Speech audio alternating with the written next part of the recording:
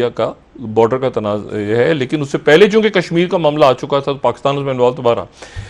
अब इसमें दो तीन वाक़यात और अमेरिका में तकरीबन खाना जंगी की सूरत हाल पैदा करने की कोशिश की। अब एक डेवलपमेंट जो है वो ये हुई है कि इंडिया की तरफ से ऑस्ट्रेलिया के प्राइम मिनिस्टर एक एक एक गलत मेरे ख्याल से एक गलत किस्म की कुछ चीज़ें ऐसी हैं जो दूसरी जंग अजीम के बाद इस दुनिया का नक्शा जोग्राफिया का और ताल्लुक़ का और बाकी सारा तय पाया था।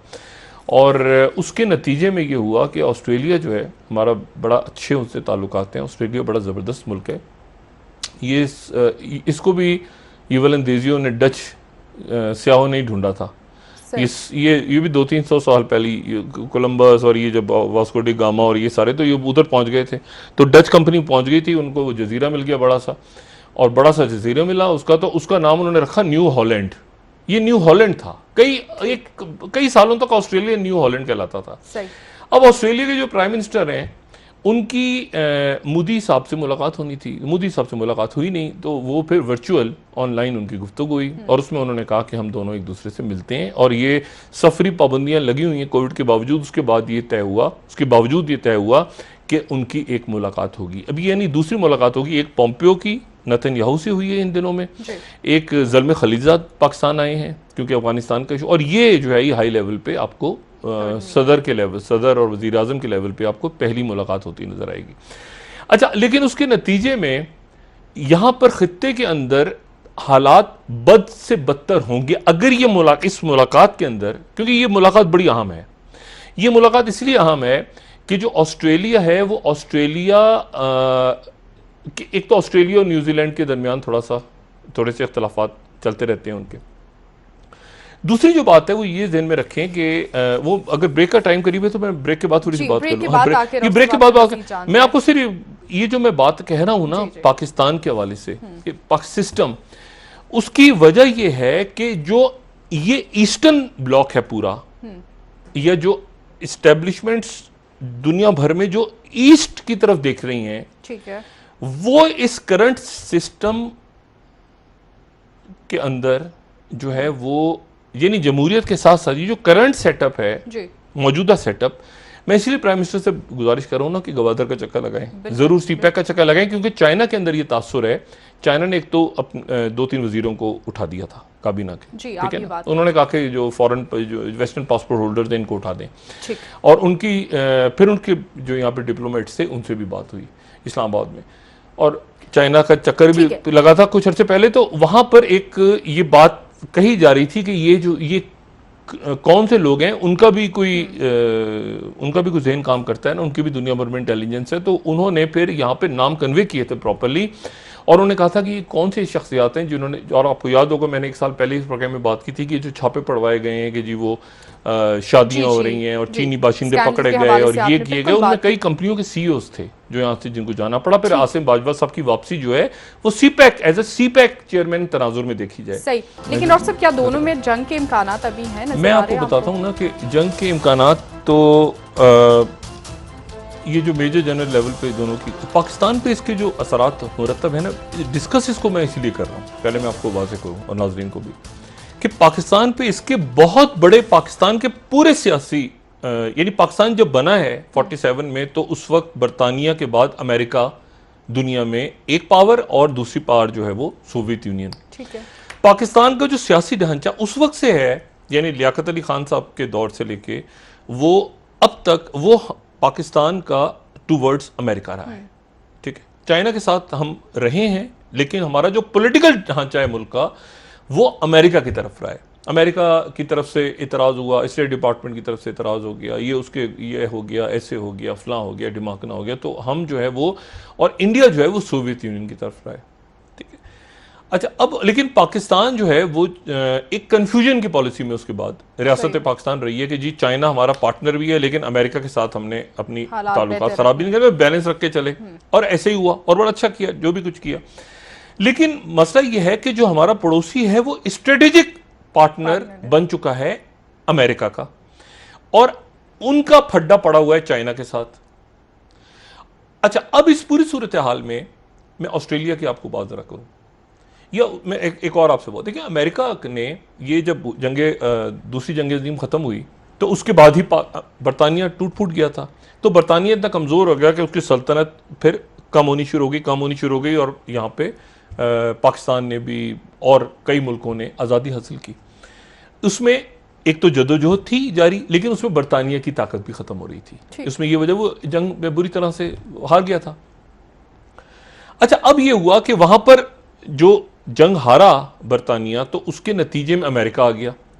अमेरिका जो था उसने ये जो फ्रंट था जापान वाला, यहाँ पे अमेरिका ने उसके बाद जंगें लड़ी, कोरिया की जंग लड़ी, वियतनाम की जंग लड़ी, और उसके बाद फिर ये हुआ कि उसने यहाँ पे सरमायाकारी की बहुत ज़्यादा। अच्छा, चाइना उस वक्त सो रहा था। उनका चाइना तो सवाल ही पैदा नहीं होता ना कि हमारे साथ आए, हमारे खिलाफ खड़ा हो, कभी खड़ा।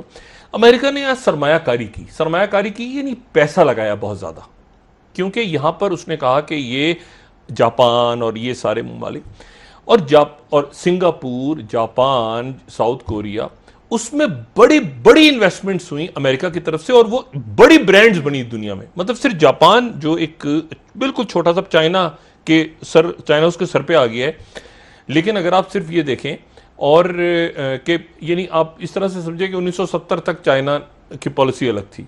1970 के बाद जब किसिंजर गए और डेन जियाओपिंग की वहाँ पे वो, उसके बाद उनका दौर शुरू होता है, वो ओपन करते हैं पूरे उस चेयरमैन माओ की हद तक तो चाइना की पॉलिसी कुछ और थी, लेकिन उसके बाद जो है वो पॉलिसी वो उनके बात खुलती है आके। अच्छा, अब डेन जियाओपिंग का दौर जो है वो कहते पूरी की पूरी, और अगर किसी ने उनको पढ़ना हो तो वो एजरी वोगल की जो किताब है उनके ऊपर, वो किताब मैं सजेस्ट करूंगा कि वो डेन जियाओपिंग के ऊपर पढ़ें, और वो आपको अंदाजा होगा कि वो, यानी उनको कहते हैं कि पूरी दुनिया को उस बंदे ने कन्विंस किया है, पूरा पावरफुल पिछली सदी का वो बंदा है। जापान में क्या हुआ, चाइना खामोशी से बैठा है और अमेरिकन ने जापान के सिर्फ एक जो कि अब चाइना की तरफ चला गया है। आप जरा सिर्फ जापान के, आपको मैं ब्रांड्स बताऊं, जापान से ब्रांड्स कौन से निकलती हैं जी? टोयोटा, होंडा, ये एक मुल्क की बात कह रहा हूं मैं, एक मुल्क सिर्फ जापान। निसान के फिर आगे डेटसन गाड़ी, सुजुकी, मित्सुबिशी, सुबारो, ये ब्रांड्स हैं। मज़दा, एक मुल्क की ब्रांड्स इंटरनेशनल लेवल पे। Yamaha, Sony, Casio, Hitachi, Toshiba, एक मुल्क की ब्रांड्स हैं। Panasonic, Seiko, Sharp, Citizen, Canon, ये एक मुल्क की ब्रांड्स हैं। अच्छा, इन तो सरमायाकारी कौन कर रहा है? सरमायाकारी सारा पैसा कौन लगा रहा है? अमेरिका, और ये मुल्क फ्लोरिश हो रहे हैं। उसके बाद साउथ कोरिया, उनकी ब्रांड्स क्या हैं? 2-3 ब्रांड्स नाम ले दूं, सैमसंग, होंडाई, एलजी, और ये जो काया मोटर्स हैं। अच्छा, अब बात ये है कि, और बाकी आप छोड़ दें सिंगापुर की क्या ब्रांड्स हैं बाकी, अब यहां सारी सरमायाकारी की आके अमेरिकन ने, और अमेरिकन को इस बात का कहीं अंदाजा हो गया था कुछ साल पहले कि यहां पर एक दूसरा मुल्क जो है वो तेजी के साथ है खामोश, लेकिन वो तेजी के साथ, तो उन्होंने फिर ये इंडिया के साथ अपना मामला तय किया। और ऑस्ट्रेलिया चूंकि 45 में हार गया था, डच पहले आ गए, डच के बाद बरतानिया की कॉलोनी बन गया वो, फिर बरतानिया जब हार गया तो अमेरिका वहां पे आ गया। ऑस्ट्रेलिया अमेरिका के इन कॉमनवेल्थ में तो है, उनको अभी भी उनकी जो वहां पे रूल करती हैं क्वीन क्वीन एलिजाबेथ थी, लेकिन ऑस्ट्रेलिया करीब आ गया ज़्यादा अमेरिका की। अमेरिका ने बेसिस बना ली, सब कुछ कर लिया। अब अगर ऑस्ट्रेलिया अमेरिका को किसी ने समझना है तो ऑस्ट्रेलिया की जो नेशनल डिफेंस यूनिवर्सिटी है, उस नेशनल डिफेंस यूनिवर्सिटी के प्रोफेसर हैं ह्यू वाइट। अच्छा, ह्यू वाइट अथॉरिटी हैं ऑस्ट्रेलिया की डिफेंस पे, नेशनल डिफेंस यूनिवर्सिटी के प्रोफेसर हैं, और उनकी बेशुमार किताबें उनकी आ चुकी हैं। एक उनकी जो किताब आई है पिछले साल, वो है हाउ टू डिफेंड ऑस्ट्रेलिया। अच्छा, हाउ टू डिफेंड ऑस्ट्रेलिया पढ़ने वाली किताब है, क्योंकि वो उसमें सिर्फ ऑस्ट्रेलिया की बात नहीं कर रहे, वो उसमें बात पूरे पैसिफिक की करते हैं। अच्छा, उससे पहले उनकी किताबें आई हैं, बहुत सारी किताबें हैं, लेकिन एक और उनकी चंद साल पहले किताब आई थी और वो बड़ी मज़ेदार किताब थी उनकी कि चाइना जो है वो उसकी शिफ्टिंग पावर ऑस्ट्रेलिया की चॉइस क्या है, ऑस्ट्रेलिया की चॉइस बीजिंग होनी चाहिए शिफ्टिंग पावर, या होनी चाहिए वाशिंगटन।